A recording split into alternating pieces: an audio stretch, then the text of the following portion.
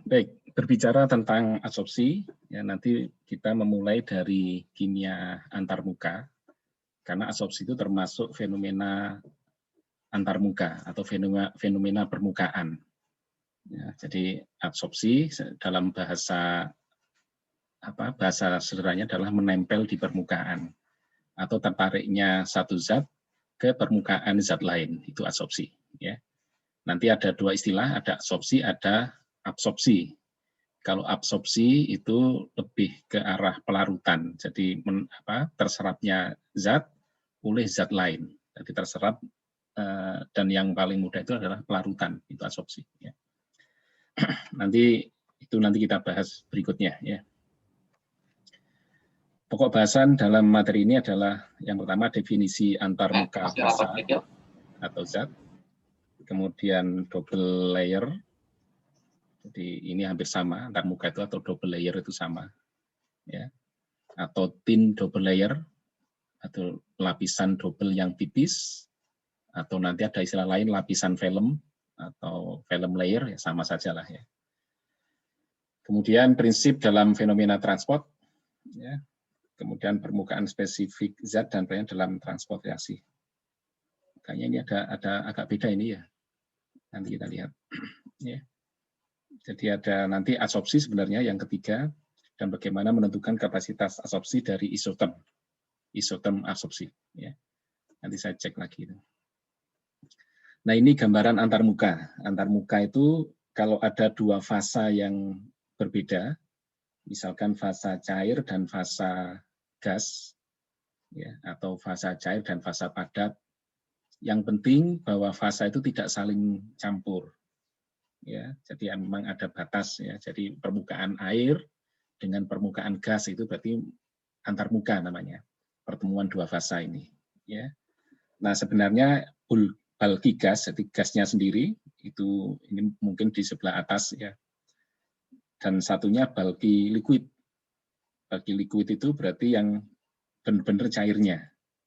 Nah sebenarnya di antara dua muka ini ada satu fasa yang dominan cair, dinamakan film liquid. Jadi karena dekat dengan zat cair, kerapatan molekulnya sudah mulai renggang, tetapi belum sampai ke fasa gas. Ya, ini dinamakan film liquid. Ada lapisan tipis yang dominan adalah air, cair, ya fasanya. Sementara di muka dari gas itu ada sama interface, ya kerapatannya mulai naik sebenarnya ini dari fasa gas itu terlalu renggang, dia mulai agak mengumpul, tapi belum sampai ke fasa cair. Ini juga membentuk namanya lapisan film atau film layer, ya. Nah, dua interface ini yang tadi dinamakan double layer tadi itu. Jadi satu layer itu mirip dengan liquid tapi bukan liquid dan juga bukan gas. Satu layer dari gas itu mirip dengan gas tapi bukan gas tapi juga bukan cair. Jadi ini namanya interface ya. Interface itu memang antar muka ya. Ini sangat penting nanti di keteknikan ya. Pertama nanti kalau bicara tentang absorpsi ya, kemudian bagaimana melarutkan, bagaimana membuat larutan yang baik ya. Itu nanti sangat penting ya. Terus bagaimana transfer oksigen masuk dari gas ke liquid ya. Kemudian mengeluarkan CO2 atau amonia dari liquid ke gas ya. Ini menjadi sangat penting ya, karena interface ini kalau dalam bahasa mudahnya adalah dia gerbang. Gerbang itu tempat keluar masuknya zat dari satu fasa ke fasa lain. Ya, misalnya oksigen masuk dari atmosfer ke air, kemudian CO2 keluar dari air ke atmosfer, ya, amonia keluar, ya, nitrogen masuk, CO2 masuk, nah itu ini melewati interface. Kalau interface itu cukup lebar atau cukup luas, maka transfer ini menjadi baik.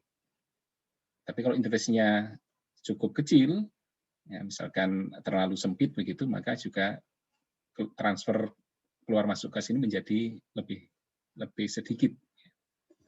Ya, jadi ini namanya interface antarmuka. Ya, nanti di dalam kalau saudara mau belajar lebih lanjut, silakan dibaca termodinamika interface, ya, termodinamika antarmuka itu nanti bagaimana menghitungnya, ya. Nah, saya kira yang paling penting sudah ketahui bahwa yang paling berperan penting di dalam interface ini adalah nomor satu, luas permukaannya. Makin luas itu berarti gerbang itu makin luas sehingga makin banyak yang bisa keluar masuk. Yang kedua nanti adalah tegangan permukaan. Tegangan permukaan berarti hambatan dia untuk melewatkan sesuatu. Ya. Jadi tegangan permukaan ini kalau ada benda ingin masuk ke liquid, maka dia harus memecah dulu interface ini. Ya. Nah, kalau terlalu pekat atau terlalu kuat tegangan permukaan, maka ini ya nanti hampir sulit untuk masuk. Ya.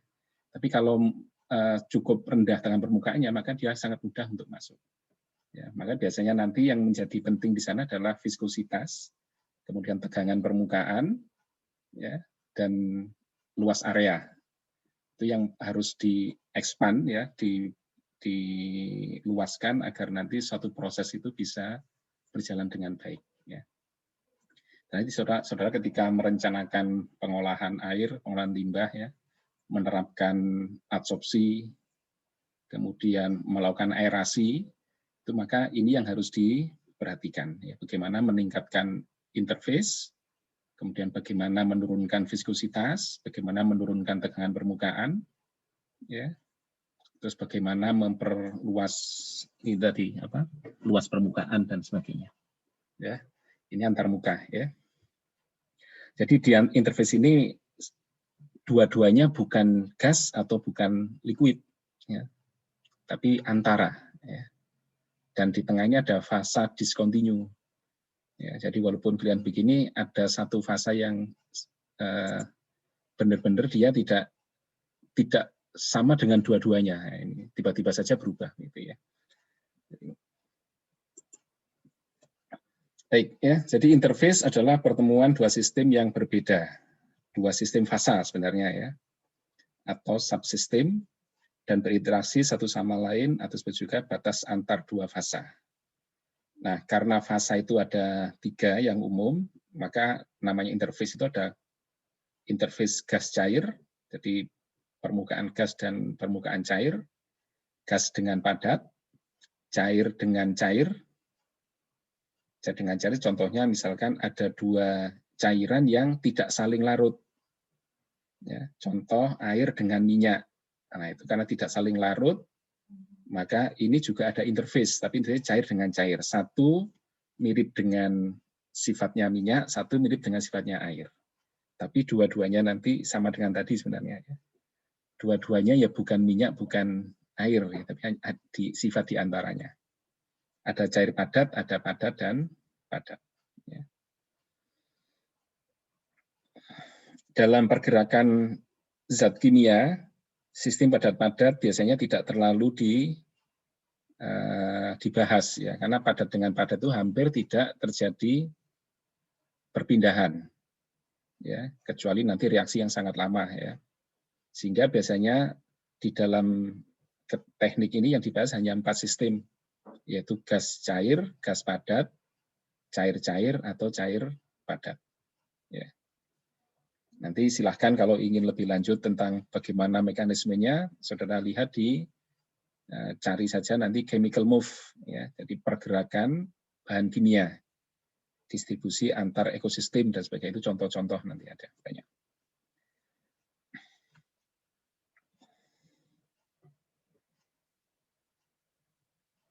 Nah, ini satu fenomena, ya, satu contoh fenomena di alam.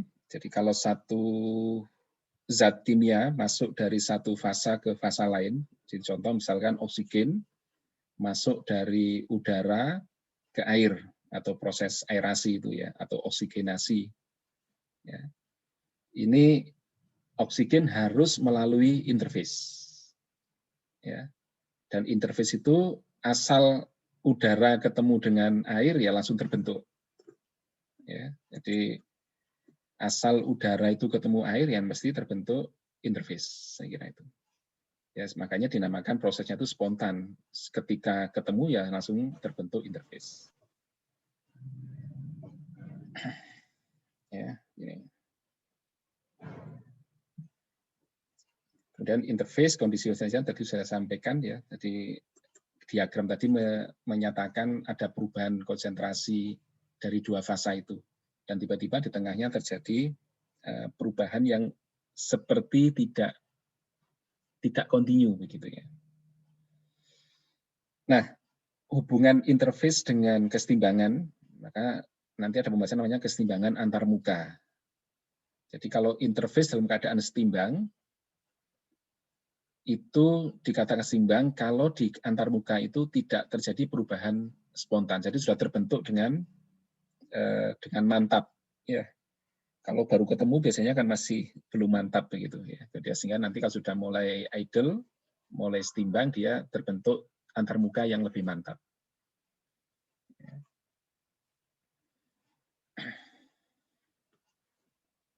Ini beberapa contoh ya, secara kinetik ada kesetimbangan kimia pada antarmuka sistem udara air, terjadi perpindahan molekul kimia atau crossing ya, antar fasa secara kontinu. Nah, ketika terjadi kesetimbangan, maka laju gas yang terkondensasi artinya yang masuk ke air dan laju gas yang terevaporasi, gas yang kembali ke bentuk gas ke udara. Jadi, kalau oksigen itu oksigen yang masuk ke air dengan oksigen yang keluar lagi dari air itu punya laju yang sama. Ini baru dinamakan kesetimbang secara kinetik. Kalau secara termodinamika, potensial kimia di kedua fasa ini identik atau sama. Ya, atau konsentrasinya sudah mencapai kesetimbangan. Nah, berapa banyak itu nanti silakan saudara bisa melihat menggunakan hukum Henry atau hukum kelarutan gas. Ya. Kalau gas itu sudah larut maksimum sesuai dengan mengikuti hukum Henry itu, maka sudah terjadi kesetimbangan. Ya. Artinya yang masuk dengan yang keluar itu punya laju yang sama, tetapi konsentrasi itu belum tentu sama. Ya. Itu sesuai dengan perbandingan hukum Henry-nya. Ya. Jadi ini. Nanti kalau saudara belajar aerasi akan lebih banyak membahas tentang ini.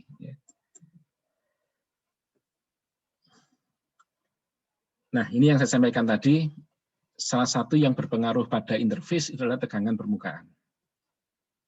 Ya, jadi permukaan itu kalau ketemu dengan permukaan lain, ya, atau fasa atau fasa lain, maka permukaannya menjadi tegang. Kenapa tegang?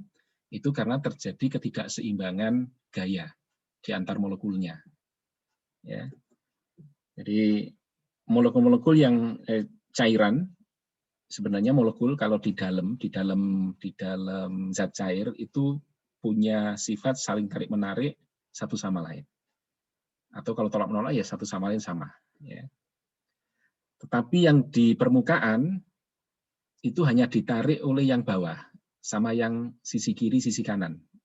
Yang bagian atas karena tidak ada yang menarik, maka tidak ada kosong gayanya. Ya. Sehingga tarikan molekul itu, nanti ada gambar lain ini contoh ya. Yang di dalam itu setiap molekul ditarik sama dari semua sisi. Ya, sehingga sigma F ya, ini sigma sebenarnya ya. Total F itu dalam skala sisi dengan vektornya adalah 0.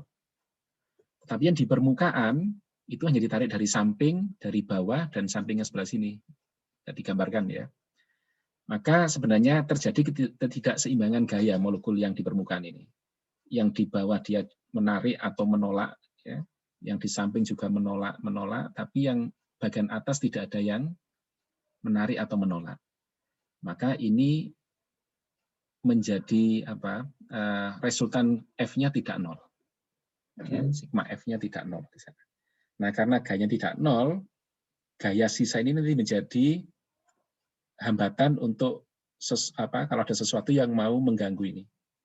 Ya, jadi kalau kanan dia punya gaya sisa di sana, kalau ada apa-apa, kalau mau ditarik juga digandoli oleh ini, kalau mau ditekan dia juga ditekan oleh ini. Sehingga kalau ada sesuatu ingin masuk ke dalam cairan ini anggap cairan ya, Ini cairan tetapi diperbesar molekul ya. Kalau ada sesuatu yang mau masuk ke sana, maka ini harus membuka ini dulu atau menabrak ini masuk ke dalam. Nah, karena tidak seimbang gaya ini, maka harus untuk masuk dia harus melawan sisa gaya ini. Itu yang dinamakan tegangan permukaan. Jadi karena sisa gaya yang tidak seimbang ini, sehingga permukaannya tetap selalu begitu. Ya. Karena kondisi yang tidak seimbang ini, maka permukaan selalu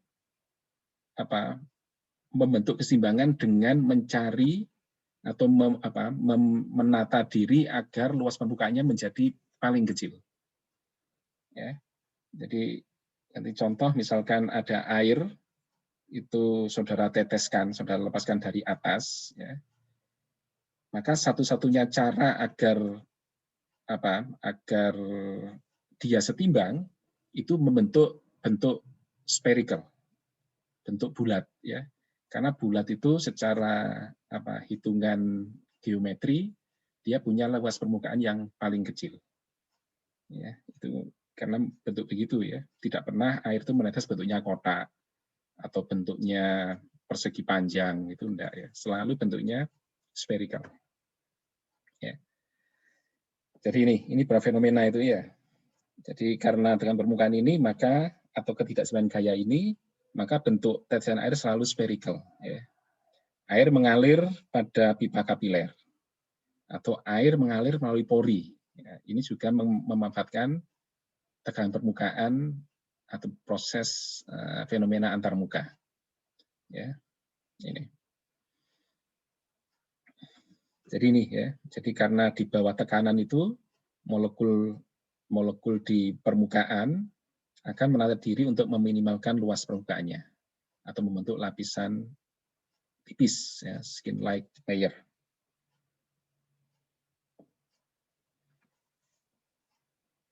Ini clue hitungannya, ya, tegangan permukaan dan energi permukaan.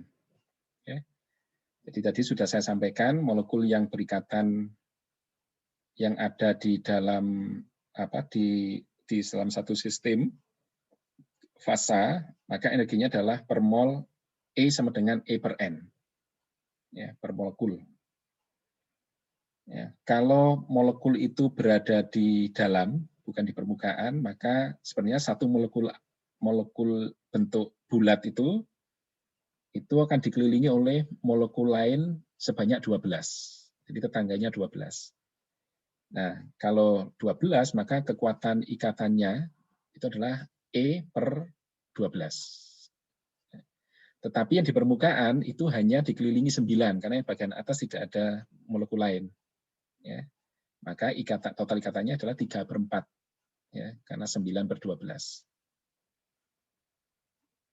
Nah, karena hanya begitu, maka ada resultan sisa energi itu 25% dibanding molekul yang di dalam. Nah, energi yang sisa ini yang digunakan untuk melawan atau mempertahankan posisi permukaan tadi. Ya, jadi itu.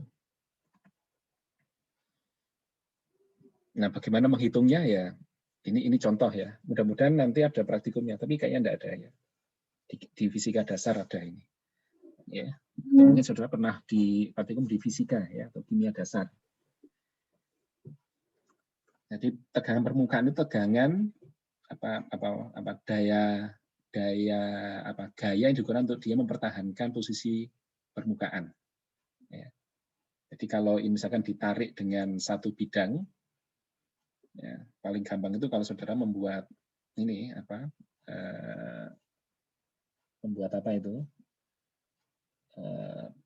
gelembung itu loh, ya. Ini bisa untuk seluruh zat, ya. Nanti ada kawat begini, bentuk kotak, dibuat kotak begini, kemudian dicelup dan ditarik. Ya. Ditarik sampai setinggi apa, ini tidak ikut naik atau putus atau pecah. Ya. Atau juga kadang-kadang di sini wirnya di tengah, ini ditarik nanti ke atas. Sehingga membentuk lapisan film. Nah, ketika dia sampai panjang tertentu, ketinggian tertentu, maka terjadi pecah. Nah, saat pecah itulah berarti sudah maksimum melebihi tegangan permukaannya. Tinggal dihitung F-nya berapa yang digunakan untuk menarik tadi. Ya. Nah, maka dari sini kita bisa merumuskan sebenarnya FdX, gaya yang di sebanyak dx itu sama dengan tegangan permukaan kali dA dengan perubahan luasnya. Ya, kalau luas itu karena dua sisi, ya, karena luas dari dua sisi, luasnya adalah L. L itu tinggi ketariknya ke atas ini, dan dx itu adalah lebarnya ini. Ya. Karena dua sisi, maka nanti persamaan jadi Fdx sama dengan gamma 2 LdX. Ya. dx karena sama bisa dicoret, maka F sama dengan 2L kali gamma. Maka gamma ini atau tegangan permukaan adalah F, gaya yang digunakan untuk memecah film, ya, dibagi dengan 2 kali L dengan tingginya film itu. Nanti ketemu tegangan permukaan. Ya. Atau menggunakan cincin Dunoy. Ini cincin Dunoy, ya. Bentuk cincin, ditarik, nanti akan terjadi film ini terangkat, sudah lihat. Nah, ketika terputus atau pecah, nah itu berarti F-nya sudah maksimum. Dan tinggi ini bisa dihitung, tinggi maksimumnya. Juga sama nanti hitung Fdx dengan kali dA. A-nya tapi bentuk tabung. A-nya itu berarti A tabung ini. Ya. Saya kira itu nanti mudah-mudahan ada percobaannya. Mestinya di fisika dasar atau kimia dasar itu mungkin sudah ada. Ya. Kalau enggak nanti silakan dicari sendiri. Ya. Tegangan permukaan ini berpengaruh pada kapiler. Ya. Jadi kalau tegangan permukaan, saudara lihat, ini gamma itu, kemudian H kali rho G kali R itu jari-jari kapiler, maka saudara bisa menghitung sebenarnya. Kalau cairan dengan tegangan permukaan tertentu, kemudian kapiler dengan jari tertentu, maka kira-kira naiknya berapa meter atau berapa sentimeter. Ya, kalau G-nya diketahui, densitasnya diketahui. Ya. Sudah lihat bahwa R makin kecil atau kapilernya makin lembut, H itu makin tinggi. Ya. Ini rumus ini tuh sebenarnya punya peran sangat penting, ya. Dan kalau saudara ingin meniru, itu mungkin akan menjadi topik penelitian yang sangat bagus. Ya. Saudara lihat bahwa tumbuhan itu kalau akarnya masuk di tanah, ya, itu bisa mengangkat air, contoh kelapa, ya, itu sampai mungkin 15 atau 20 meter. Itu dengan kapiler. Ya, karena sistem kapiler di batang tumbuhan itu begitu lembut, ya, sehingga air yang di bawah bisa naik ke atas. Ya. Jadi beberapa zat makanan ikut, beberapa zat gula ikut ke atas, ya, dengan sistem kapiler. Maka sebenarnya, dan itu tanpa pompa. Ya, bayangkan ya, nanti kalau saudara belajar pompa, saudara akan tahu berapa sih energi yang diperlukan untuk menaikkan 1 liter air dari tanah setinggi 15 meter.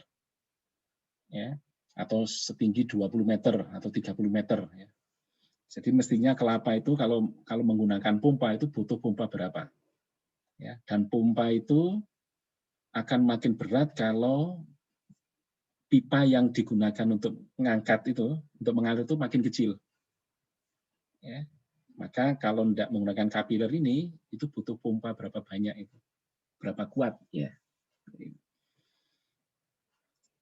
Ini contoh di kelapa ya. Kalau saudara nanti bisa memanfaatkan kapiler ini dengan baik, saya kira saudara bisa mengolah air itu hanya airnya saja yang saudara naikkan dengan kapiler, dan beberapa pencemar itu bisa tertinggal di bawah. Ya, karena kapiler ini terutama di tumbuhan itu selektif ternyata. Ya, tinggal nanti dicari bagaimana agar dia selektif, sehingga bisa mengolah limbah tanpa pompa, tanpa bahan lain, ya, dengan sistem kapiler. Nah itu saya kira cukup baik nanti. Tinggal dihitung saja nanti. Butuh H berapa meter, kemudian dengan permukaannya airnya itu diketahui berapa, maka R itu harus dibuat berapa besar R-nya. Ya. Begitu ya. Nah nanti silakan ini juga di browsing kalau tertarik ya. Jadi makin kecil jari kapiler, cairan akan akan naik semakin tinggi. Ya, jadi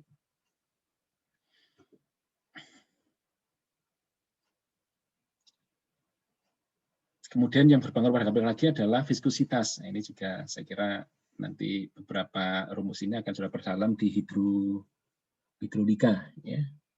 Jadi nanti kalau kuliah hidrolika akan berkaitan dengan ini kira-kira. Ya. Kemudian tekanan osmosis, nah, itu juga nanti berkaitan. Ya. Jadi ini juga masuk kapiler nanti. Tekanan hidrostatik yang diperlukan untuk membentuk timbangan airan pelarut. Ya. Sebenarnya kalau saudara ingin belajar ilmu dasar ini, banyak hal yang bisa saudara gunakan untuk riset, ya, untuk pengolahan limbah dan sebagainya. Ya.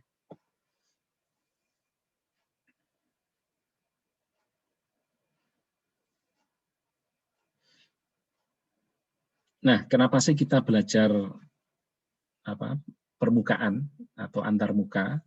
Karena dalam semua proses itu nanti kita akan memindahkan massa dari satu fasa ke fasa lain, ya, atau memindahkan apapun lah, pencemar, ya, kemudian bahan proses, bahan baku dan sebagainya.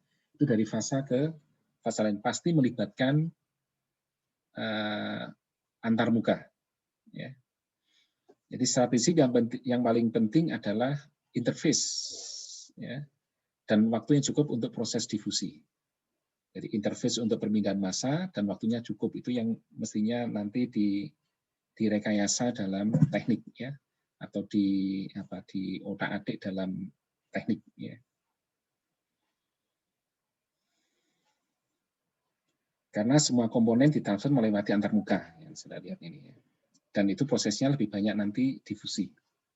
Ya. Baik itu pengantar untuk adsorpsi. Ya. Jadi adsorpsi itu salah satu proses yang melibatkan antarmuka. Ya, jadi adsorpsi adalah serangkaian proses yang terjadi dari reaksi permukaan zat atau proses di permukaan zat. Ya. Zat padat yang disebut adsorben dengan bahan yang diserap. Ya, yang diadsorpsi disebut adsorbat. Jadi nanti adsorpsi itu ada dua zat yang terlibat, yang menyerap, ya, atau yang menjadi tempat untuk dia menempel dinamakan adsorben yang menyerap, bahan yang diserap itu namanya adsorbat. Ya. Jadi ini, ya, bedanya adsorpsi dengan absorpsi. Ya. Kalau adsorpsi itu biasanya fasa yang ditempeli itu padat atau padat, ya. Sedangkan absorpsi itu lebih ke arah pelarutan. Ya. Sehingga absorpsi atau partitioning itu nanti menggunakan hukum Henry. Ya, jadi nanti kita bahas hari ini adalah tentang adsorpsi. Jadi adsorpsi menempelnya adsorbat pada permukaan zat padat adsorben. Jadi tidak ada adsorpsi itu yang masuk ke dalam, tidak ada. Ya, semua adsorpsi itu hanya terjadi penempelan di permukaan. Nah, kalau misalkan padatan ini berpori bagaimana? Pori itu berarti permukaannya ada di dalam. Permukaan dalam maka dia bisa naik, bisa masuk, ya. Tapi masuk pun nempel di permukaan, bukan di bagian dalam zat padatnya. Ya, jadi makanya salah satu cara meningkatkan jumlah yang bisa diserap atau kapasitas adsorpsi adalah membuat adsorbennya berpori. Kalau berpori ini berarti zat yang diserap adsorbennya bisa masuk di permukaan yang bagian dalam. Ya, tapi tetap fenomenanya adalah permukaan.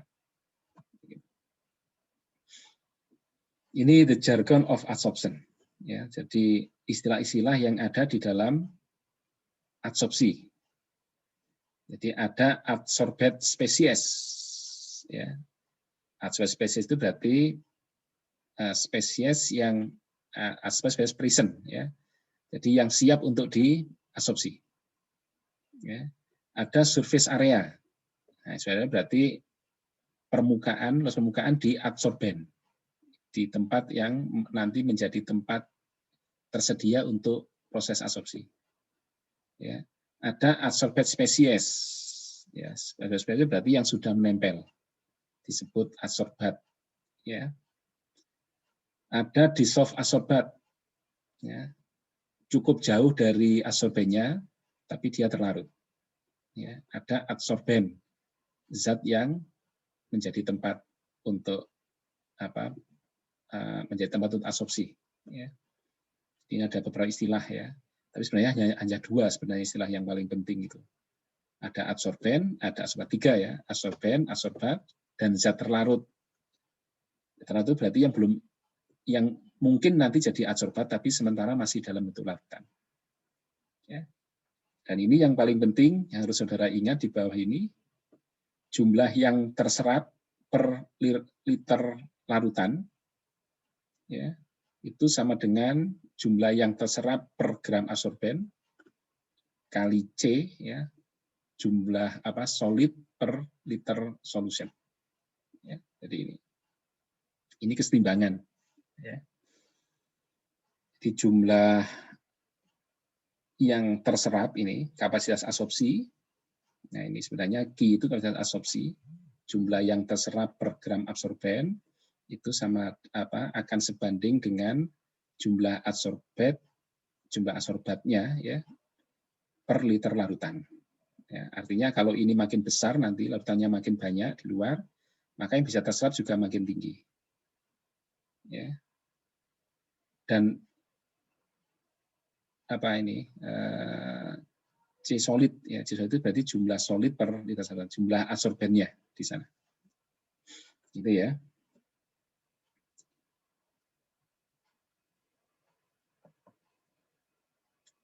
Apa yang menyebabkan absorpsi? Ya. Jadi hydrophobicity. Jadi kalau sesuatu itu yang larut di air tapi dia punya sifat hidrofob, ya, tidak terlalu larut di air, maka dia akan lebih mudah untuk diabsorpsi. Nah, kebalikannya kalau dia sangat larut di air, maka lebih sulit untuk diabsorpsi. Ya. Gitu.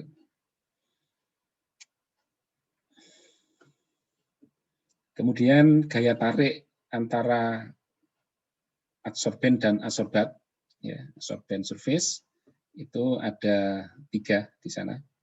Yang pertama adalah van der Waals, kalau nanti absorpsinya secara fisika, ya, atau ikatan hidrogen, ini kalau absorpsinya secara kimia atau nanti reaksi kimia yang lain, ya, chemical force. Atau nanti ada yang electrostatic force, ya, karena beda muatan saja, tarik-menarik antara molekul yang bermuatan. Ini nanti yang menjadi dasar ion exchange, ya, atau electrostatic force atau surface charge interaction. Ya. Sehingga sebenarnya ada 3 itu, ada absorpsi fisika, absorpsi kimia, dan absorpsi penukar ion. Ya. Ketiganya punya mekanisme yang agak berbeda. Ya.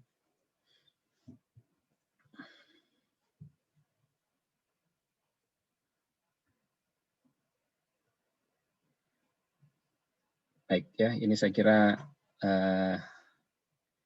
dan nanti yang paling banyak digunakan di pengolahan air itu adalah physical absorption.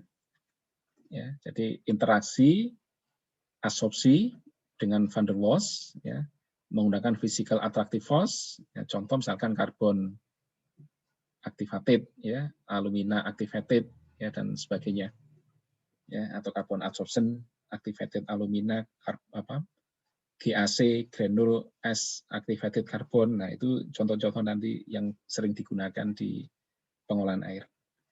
Sedangkan di chemical absorption itu hampir jarang ya. Ada sedikit sekali aplikasi di water treatment. Ya, ini.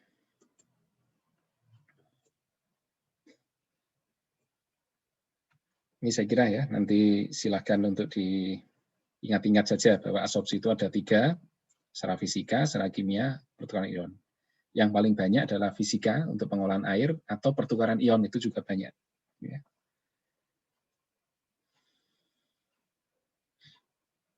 Ini aplikasi ya, yang paling sering adalah untuk penyisian bahan organik non biodegradable, ya, atau refractory organik. Ya. Jadi bahan organik itu pencemar itu ada dua di air itu. Ada yang mudah untuk didegradasi atau biodegradable, biasanya dinyatakan sebagai BOD, biological atau bio-oxidation oxygen demand, ya. Itu menyatakan jumlah oksigen yang diperlukan untuk mendegradasi zat organik degradable. Ya, kalau BOD-nya tinggi, itu berarti oksigennya butuh tinggi. Kalau tinggi berarti di sana memang banyak organik biodegradable yang cukup tinggi. Ya. Nah, yang BOD-nya tinggi atau BOD itu bisa disisihkan dengan reaksi alamiah, ya, reaksi oksidasi alamiah. Makanya biasanya ditambahkan bakteri, tambahkan oksigen yang cukup, itu bisa berkurang, ya, atau bisa didegradasi dengan itu. Tapi yang non biodegradable itu tidak bisa diolah dengan cara biologi. Nah, yang non biodegradable itu adalah biasanya dinyatakan sebagai COD min BOD. Ya, jadi COD itu chemical oxygen demand itu total, baik yang biodegradable maupun yang non biodegradable. Nah, yang BOD itu yang khusus biodegradable. Makanya yang non biodegradable itu berarti selisihnya. Kalau COD-nya 100, BOD-nya 50, maka berarti 50 biodegradable, yang 50 adalah non biodegradable. Ya, kalau yang COD-nya 100, BOD-nya 70, itu berarti yang 70 biodegradable, yang 30 adalah non biodegradable. Makanya limbah itu nanti saudara akan bisa melihat kalau COD dibanding BOD, COD per BOD itu tinggi, artinya BOD-nya BOD per COD, ya. BOD per COD-nya tinggi, itu berarti BOD-nya tinggi, itu berarti lebih banyak yang biodegradable. Tapi kalau BOD per COD-nya rendah, itu berarti pencemar itu lebih banyak yang non biodegradable. Kalau biodegradable nanti saudara bisa mengolah dengan biologi, ya. Dengan cara biologi itu biasanya lebih murah. Tapi yang non biodegradable itu harus diolah dengan cara lain. Ya, salah satunya dengan adsorpsi. Atau juga untuk menyisihkan logam berat, ini juga adsorpsi. Ya. Untuk menghilangkan logam berat, menyisihkan itu meremove. Meremove itu mengambil dari sistem, ya, dari larutan. Ini yang saya sampaikan tadi, ya. Jadi kalau ini ada activated carbon, kemudian dia berpori, maka adsorbat itu yang bisa diserap ini bisa menempel di permukaan, ya. Dan mungkin juga masuk ke dalam pori. Masuk ini bukan berarti masuk ke dalam karbon, tidak. Ini masuk di permukaan bagian dalam. Kalau pori ini makin banyak, maka makin banyak yang bisa masuk. Berarti kapasitas penyerapannya juga makin tinggi lagi. Ya, ini.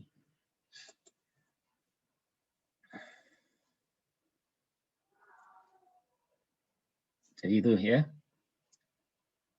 Ini kalau di awal, nah di awal itu biasanya masih kosong, kemudian saat equilibrium, saat kesetimbangan itu biasanya sudah penuh.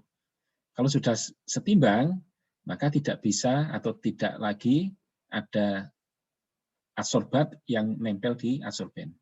Kecuali hanya bertukar saja, ada yang satu masuk, satu keluar, satu masuk keluar. Ya, ini berarti saya. Kalau yang belum setimbang itu lebih banyak yang masuk nanti. Masuk atau nempel, ya. Nah, ketika sudah terjadi equilibrium ini, maka kita bisa menghitung kapasitas. Ya. Jadi kapasitas adsorpsi itu adalah jumlah adsorbat yang bisa menempel pada adsorben sampai terjadi kesetimbangan. Itu namanya kapasitas adsorpsi. Ya. Karena kalau sudah setimbang, ada yang masuk pun, ada yang nempel pun nanti mesti menggantikan satu yang keluar. Ya, jadi terjadi kesetimbangan. Ya, jadi harus ingat nanti ketika kita menentukan kapasitas adsorpsi, maka sebisa mungkin sudah terjadi kesetimbangan. Jadi artinya begini, kalau saudara nanti percobaan di lab, ya, ada zat yang mau diabsorpsi, tambahkan dengan penyerap, itu nanti harus di treatment, misalkan dikocok atau diseker atau di apapun, diaduk, sampai kira-kira terjadi equilibrium, kesetimbangan. Jadi harus ditunggu waktunya cukup lama. Ya. Tandanya apa? Kalau tidak terjadi perubahan secara fisik. Jadi misalkan zat berwarna begitu, kemudian saudara tambahkan adsorben, diaduk atau diseker, itu sampai secara fisik tidak terjadi perubahan warna lagi. Ya. Kalau di lab mungkin dengan methylene blue ya saudara ya. Kalau warna birunya itu sudah dianggap tidak berubah dalam waktu yang lama, itu berarti sudah equilibrium. Ya. Equilibrium atau terjadi kesetimbangan. Nah, baru nanti itu dihitung berapa banyak yang bisa menempel per gram adsorben misalkan. Ya, itu kan bisa dihitung secara stoichiometri ya, secara mol, perhitungan mol itu ya. Baik ya. Nah, saat terjadi equilibria atau terjadi kesetimbangan, itu nanti kita bisa menentukan atau menghitung kapasitas absorpsinya. Ya. Apakah nanti paling tidak ada 4 cara ini yang digunakan, itu yang dikenal dengan isoterm. Isoterm itu berarti apa? Jumlah adsorben yang saat kesetimbangan itu mampu terserap adsorben yang terserap di adsorben. Ya, namanya isoterm di sana. Jadi di sana ya, jadi sudah lihat jika adsorben dan adsorbat dalam waktu yang cukup lama di equilibrium, kemudian establish, maka nanti perbandingan jumlah adsorbat yang terserap dan jumlah adsorbat yang di larutan itu punya perbandingan tertentu. Ya. Dan perbandingan ini nanti dinyatakan oleh Langmuir, oleh Friendly, oleh BET, yang dinamakan dengan isoterm. Ya, isoterm itu berarti grafik hubungan ya antara zat yang terserap di adsorben dengan konsentrasi yang tersisa di larutan pada saat kesetimbangan. Nanti isoterm namanya. Ya. Ada yang linear itu punya Friendly tapi yang C-nya 1. Ya. Jadi ini yang paling sering digunakan untuk proses pengolahan ya, proses desain adsorben di pengolahan air ya. Langmuir, Friendly itu yang paling banyak, BET jarang. Ya.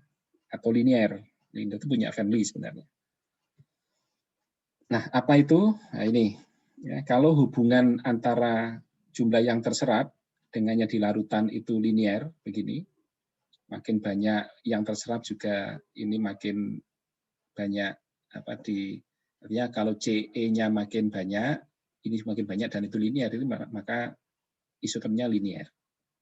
Kalau Langmuir itu tidak, makin banyak dia naik dengan drastis, pada saat tertentu dia akan konstan, ya membentuk asimptot. Nah ini punyanya Langmuir. Kalau BET itu hampir seperti Langmuir, tapi nanti ketika terjadi saturated dia juga naik lagi. Ya. Jadi ini biasanya digunakan untuk multi layer. Jadi layer 1, kalau misalkan bola begitu, ditempeli sesuatu, satu lapis, nah ini masih bisa lapis kedua itu jadi adsorben lagi. Masih nempel lagi, itu BET biasanya. Ya. Kalau Friendly, nah ini linear itu punya Friendly ya. Ketika linear ya, kalau enggak linear maka dihitung dengan Friendly ini. Kalau N-nya kurang dari 1, maka dia hampir sama dengan Langmuir. Kalau N-nya lebih dari 1, dia hampir sama, ya, kebalikannya dengan Langmuir ini. Ya, tapi tidak membentuk asimptot yang di sini. Ya. Itu nanti kita lebih mudah kalau menggunakan contoh nanti ya.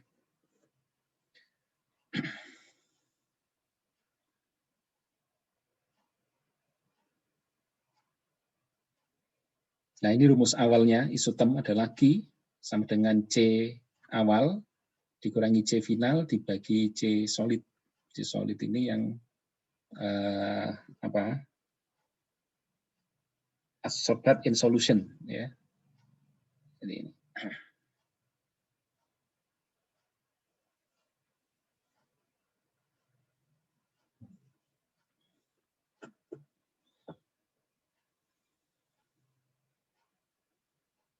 Ini sama dengan tadi ya, nanti kita lihat. Ya, beda Langmuir dengan friendly ini. Kalau nanti dia membentuk asimptot, ini Langmuir. Nanti ini makin lama makin datar. Tapi kalau friendly biasanya tidak membentuk asimptot, ya. Dia makin naik di sana. Ini rumusnya nanti silakan dibaca. Ya, untuk linear G sama dengan K kali C. Langmuir K G sama dengan G max. K itu konsanta Langmuir, C konsentrasi yang ada di solution. G itu jumlah adsorbat yang terserap per berat absorben. Itu G. Ya, friendly juga sama. G itu berat adsorbat dibagi berat adsorben. Ya, sama dengan K konsanta friendly kali C pangkat N. Ya. Kalau BET tadi sudah ada dari mana BET? Ini BET. Rumusnya lebih kompleks ya. Tapi tetap bisa dikerjakan nanti.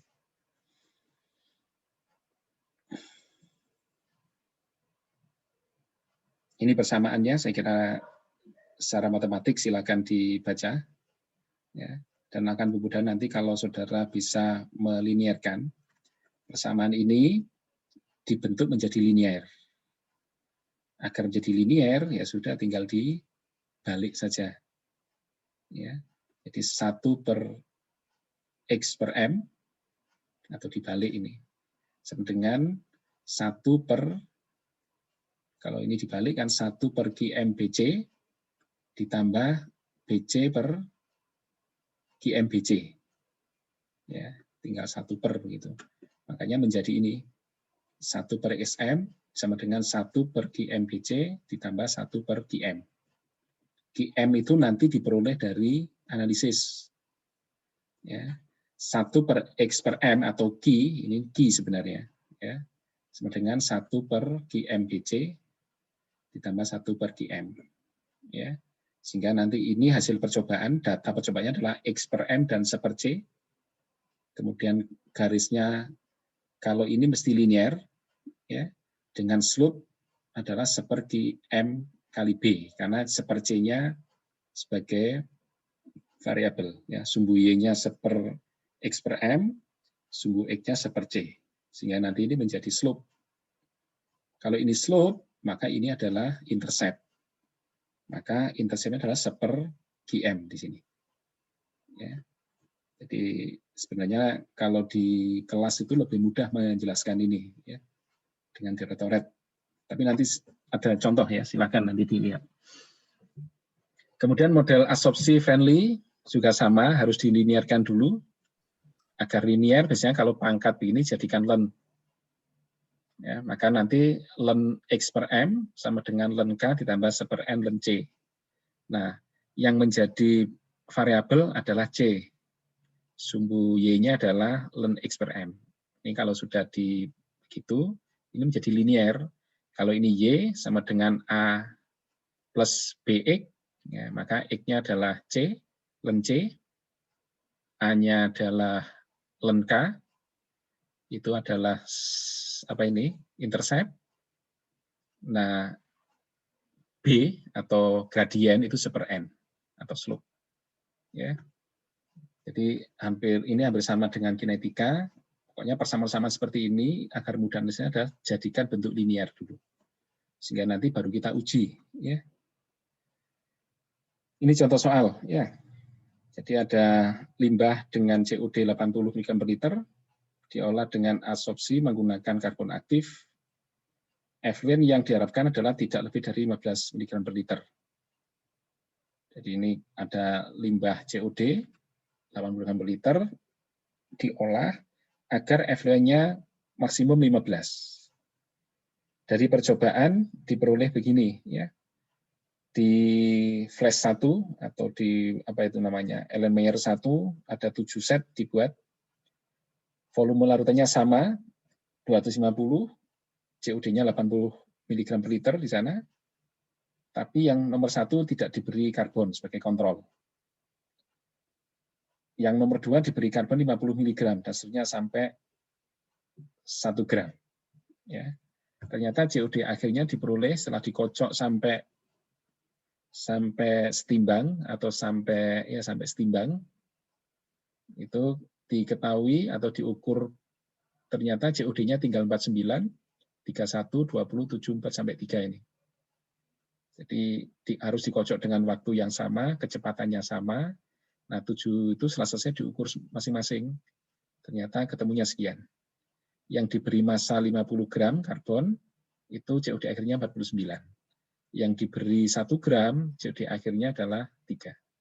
Maka pertanyaan adalah, sistem absorpsi ini itu mengikuti Venli atau Langmuir, ya, atau mungkin BET ya nanti, atau linear ya nanti kita lihat. Maka kita bisa menyelesaikan ini. Pertama kita hitung massa COD yang terabsorpsi. Jadi COD awal dikurangi COD akhir kalikan volume yang tadi dimasukkan. Maka 80 kurangi 49 kali 0,25 liter. Ya. Ketemu di flash nomor 1 yang terabsorpsi ini sebanyak 7,75 mg. Nanti hitung untuk yang berikutnya, ya, yang 100, yang 200, 500, 100 ini.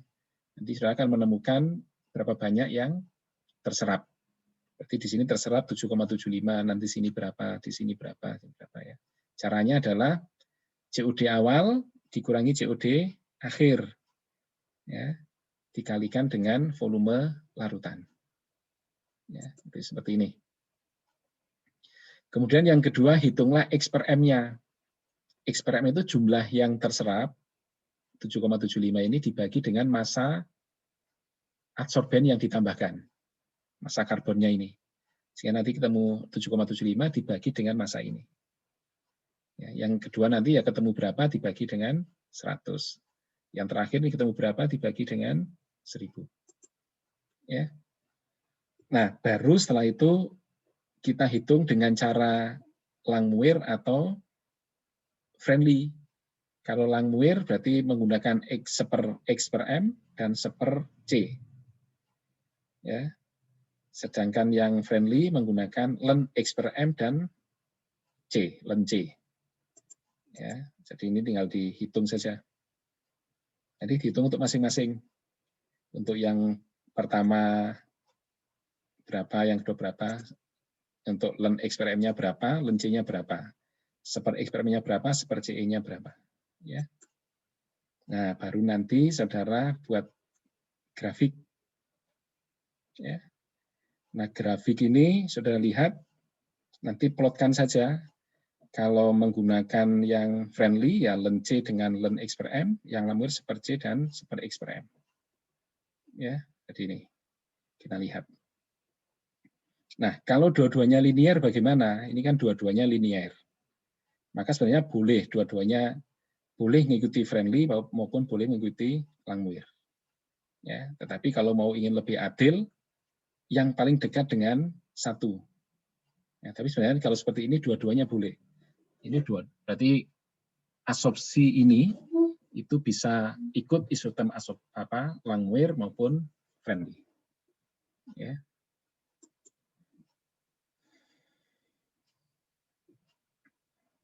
Nah, dari situ nanti kembali ke rumus, cari nilai K-nya, cari nilai QM-nya, B-nya, ya, dan seterusnya di sana.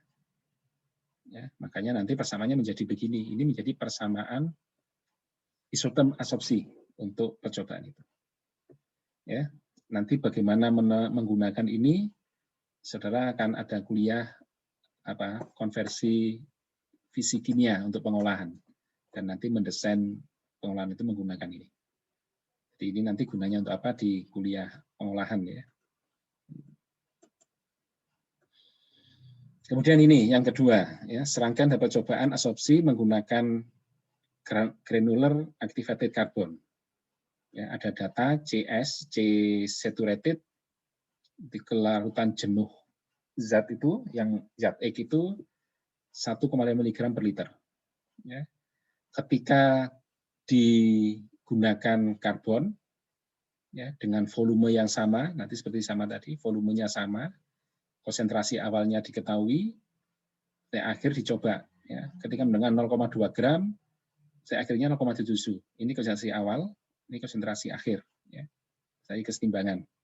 Ketika GAC-nya 50, itu 0,06 sisanya. Artinya ada sekian, ya, ini miligram per liter biasanya, ada sekian itu yang terserap oleh karbon. Kalau yang 0,2 berarti terserapnya selisihnya ini. Selisih ini dibagi dengan volume larutan tadi. Ya, gitu. Ini kira-kira ngikuti mana? Apakah Langmuir atau Friendly atau BET, ya? Benar ya.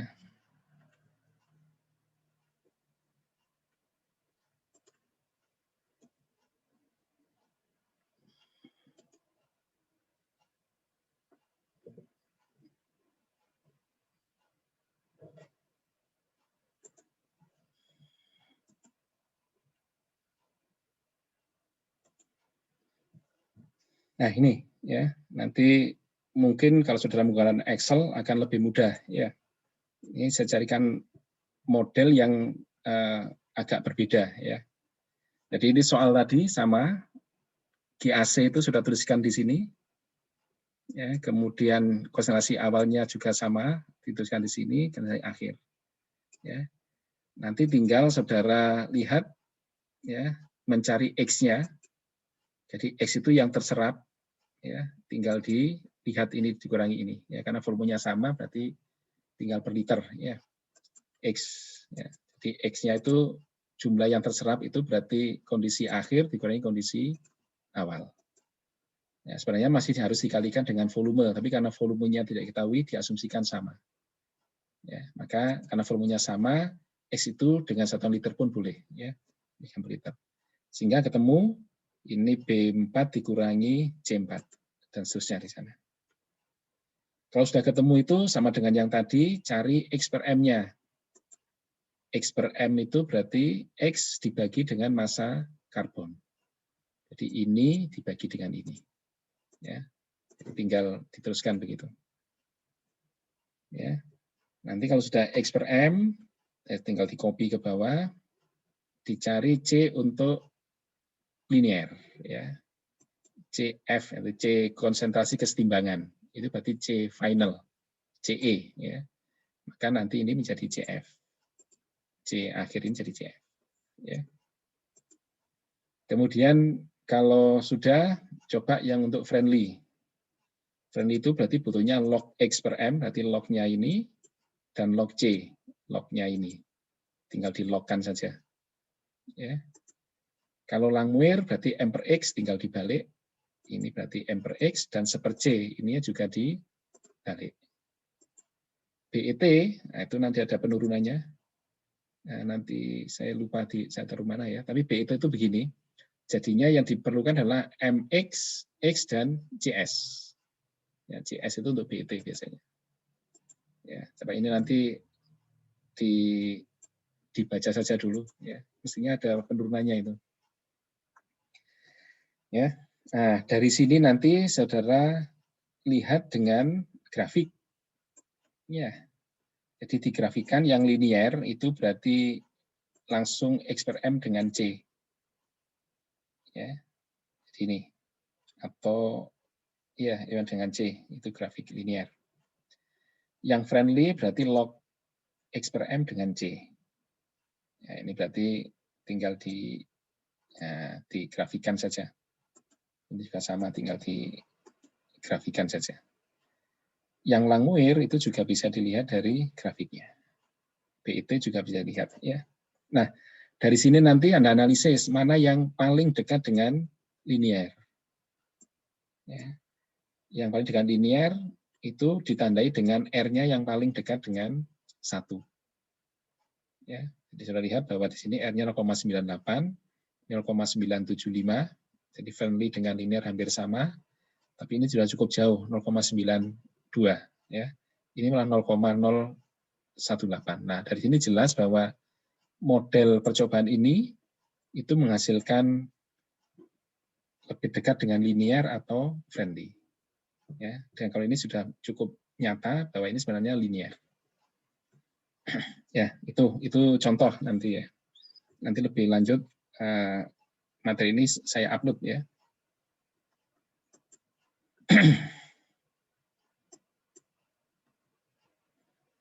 Baik, itu cara menghitung untuk dan menentukan isotem ya. Jadi saya kira untuk kita dengarkan sampai situ ya. Kemudian saya tambahkan ada beberapa faktor yang berpengaruh pada absorpsi. Yang pertama adalah adsorbat atau zat yang diserap. Itu bisa dipengaruhi oleh solubility. Jadi secara prinsip adsorbat yang lebih larut di air itu lebih sulit untuk diabsorpsi. Kalau makin tidak larut di air itu lebih mudah untuk diabsorpsi. Ya. Dan yang berpengaruh pada kelarutan itu saya kira kita sudah belajar di kesetimbangan. Ya, ada molecular size, kemudian ada konstanta solubility di sana, ionisasi, ya, polaritas, kepolaran. Ya, ini biasanya lebih mudah saudara mencari data kelarutan zat yang mau diabsorpsi. Yang kedua pH. Jadi pH itu terutama kalau absorpsinya menggunakan yang bermuatan, itu berpengaruh besar pH-nya. Ya. Dan terutama juga pH yang berpengaruh pada kelarutan. Kadang-kadang kelarutan juga dipengaruhi oleh pH. Ada beberapa zat itu larut di basa atau sebaliknya larut di asam, ya itu nanti juga berpengaruh. Yang jelas kalau pH berpengaruh pada kelarutan, maka kelarutan berpengaruh pada absorpsi. Atau kehadiran solut yang lain, karena sifatnya kompetitif. Kalau misalkan saudara ingin menyerap zat A, ternyata di sana ada B, C, D. Nah, yang B, C, D itu bisa juga nanti ikut terserap, sehingga mengurangi kapasitas absorpsi untuk zat A, dan sebagainya. Ya. Atau mungkin pelarut lain atau zat lain itu berpengaruh pada kelarutan adsorbatnya. Nah, itu juga berpengaruh nanti. Sedangkan adsorben, nah ini juga berpengaruh ya, terutama nanti bentuk solid surface-nya, permukaannya, kemudian porinya, ya, teraktivasi atau tidak teraktivasi ini juga berpengaruh pada kapasitas absorpsinya. Ya. Ini beberapa contoh aktivated karbon, itu mungkin dari kayu, dari lignit, dari batu bara, nutshell atau coconut shell, dari bone, ya, tulang dan sebagainya. Oke, jadi secara prinsip bahwa itu harus dipanaskan tetapi tidak boleh dibakar. Jadi dipanas tapi dipirolisis biasanya. Jadi menggunakan panas yang tinggi tetapi atau dibakar tetapi tidak tidak boleh ada oksigen terlalu banyak. Sehingga nanti terbentuk arang. Nah, arang itu baru nanti diaktifasi. Ya. Diaktifasi itu dibuka pori-porinya. Jadi yang kotor-kotor di pori itu dikeluarkan semua sehingga porinya menjadi bersih dan cukup bagus nanti untuk absorpsi. Ya, ini contoh ya. Jadi kalau ini berpori tetapi tertutup banyak kotoran itu namanya karbon saja atau adsorben saja. Jadi kalau ini sudah dibersihkan porinya ya dengan metode-metode dengan dilarutkan asam, dicuci, dipanaskan ya sehingga nanti porinya terbuka itu menjadi activated adsorben.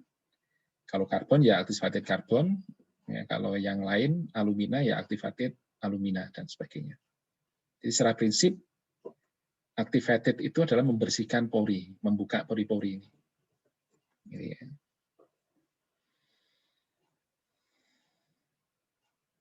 Ini ukuran pori, ya. Ada yang namanya mikro, ada yang meso, ada yang makro. Ya, jadi ini.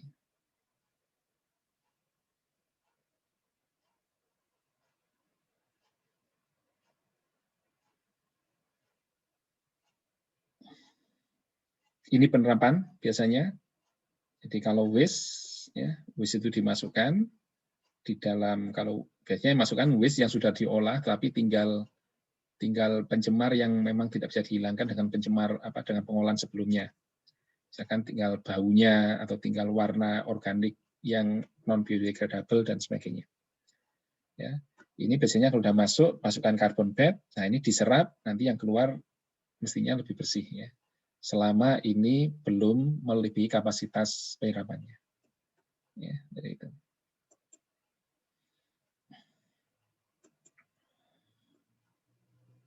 Nah, di pengolahan biasanya diletakkan sebelum filtrasi. Ya, jadi setelah pengolahan primer, kemudian pengolahan sekunder, ya, baru nanti di pengolahan advance. Advance itu biasanya carbon adsorption, filtrasi, urinasi. Ya. Kalau yang primer biasanya untuk grid removal ini primer. Ya. Pengendapan pertama itu primer. Kemudian yang sekunder pengolahan berikutnya itu dengan biologi, ya, dengan reaksi kimia, klarifikasi dan sebagainya. Baru nanti advance. Advance itu yang tidak terolah di pengolahan primer dan sekunder itu nanti diolah di advance ya. Dengan carbon adsorption, dengan ion exchange ya, dengan filtrasi itu nanti sehingga nanti keluarnya menjadi bagus. Baik, itu kira-kira yang ingin saya sampaikan pada kuliah ini. Nanti latihannya silahkan dicek kembali, dicoba untuk memahami lagi ya. Dan mungkin nanti silakan dilihat di assessment kalau ada beberapa latihan soal. Jadi itu. Baik, ada yang ingin ditanyakan?